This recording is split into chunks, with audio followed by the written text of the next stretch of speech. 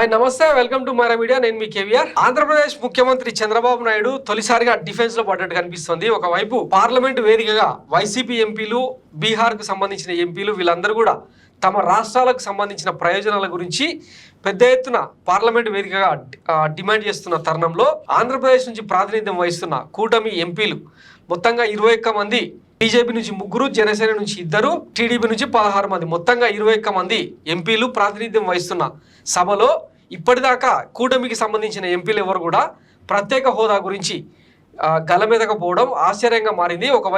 ఒకవైపు బీహార్ సీఎం నితీష్ కుమార్ ఇప్పటికే దానికోసం ఒక కమిటీ వేసి జేడీయూ అలాగే బీజేపీ కీలకమైన నేతలతో కేంద్రం మీద ఒత్తిడి తెచ్చేందుకు ఒక కమిటీని ఏర్పాటు చేసి ఒత్తిడి చేసే ప్రయత్నం చేస్తున్నారు.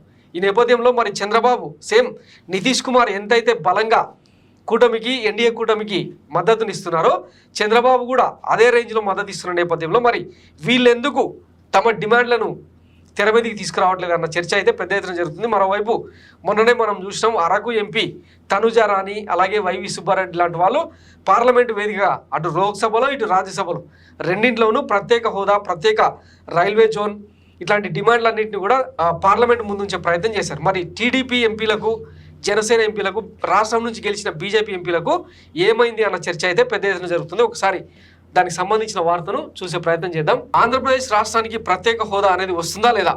ఆంధ్రప్రదేశ్ రాష్ట్రం నుంచి గెలిచిన 21 మంది కూటమి ఎంపీలు రాష్ట్రం పురోగతి కోసం కేంద్ర ప్రభుత్వం మీద ఢిల్లీలో ఆ మేరకు ఒత్తిడి చేయగలరా లేదా? ఒత్తిడి చేత కాకపోతే కనీసం విజ్ఞప్తుల ద్వారానైనా హోదాను సాధించే ప్రయత్నం చేస్తారా లేదా అనే చర్చ ఇప్పుడు ప్రజల్లో నడుస్తుంది. ఒకవైపు బీహార్ రాష్ట్ర అసెంబ్లీ తమ రాష్ట్రానికి ప్రత్యేక హోదా లేదా ప్రత్యేక ప్యాకేజీ ఇచ్చి తీరాల్సిందేనని తీర్మానం చేసిన నేపథ్యంలో ఆంధ్రప్రదేశ్ సర్కారు ఇంకా మౌనముద్రను వీడకపోవడంపై ప్రజలు ఆగ్రహిస్తున్నారు. చంద్రబాబు నాయుడు గారు ప్రత్యేక హోదా అనే ఆశను వదులుకోమంటారని వారు అడుగుతున్నారు. చంద్రబాబు నాయుడు అవకాశవాద రాజకీయాలతో వ్యవహరిస్తారనేది అందరికీ తెలిసిన సంగతే. 2019 ఎన్నికలకు పూర్వం కేంద్ర ప్రభుత్వంలో భాగంగా ఉన్నంతకాలం హోదా అనే డిమాండ్ను సర్వనాశనం చేసిన చంద్రబాబు సరిగ్గా ఎన్నికల ముందు ధర్మ పోరాటం పేరుతో ఒక డ్రామా నడిపించారు. మోడీని దూషించారు.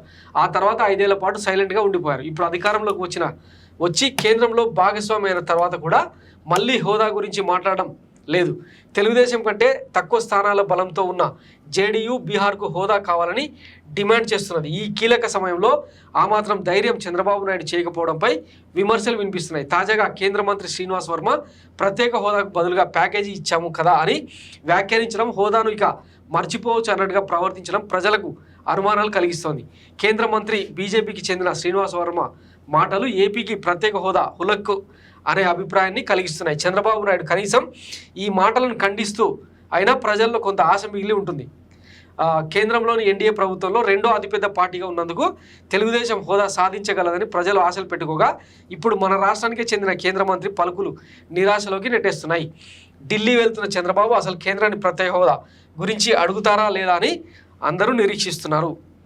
సో ఇది కథ. గతంలో ఎన్నికల ప్రచారంలో 3 పార్టీలు కలిసి మూకుమ్మడిగా ప్రత్యేక హోదా ఇచ్చి తీరుతాం, సాధించుకొస్తామని చెప్పి బీరాలు పలికిండ్రు. మరి ఇప్పుడు ఆ డైలాగులన్నీ ఏమైనాయో ఆంధ్రప్రదేశ్ ప్రజలకు తెలియాలి. చూద్దాం మరి కూటమి నేతల ఢిల్లీ పర్యటన, ముఖ్యమంత్రి చంద్రబాబు ఢిల్లీ పర్యటన అవుట్పుట్ ఏందన్నది రాబోయే రోజుల్లో తెలిసే అవకాశం ఉంది. Thank you for watching Myra media. నేను మీ కేవీఆర్. Thank you.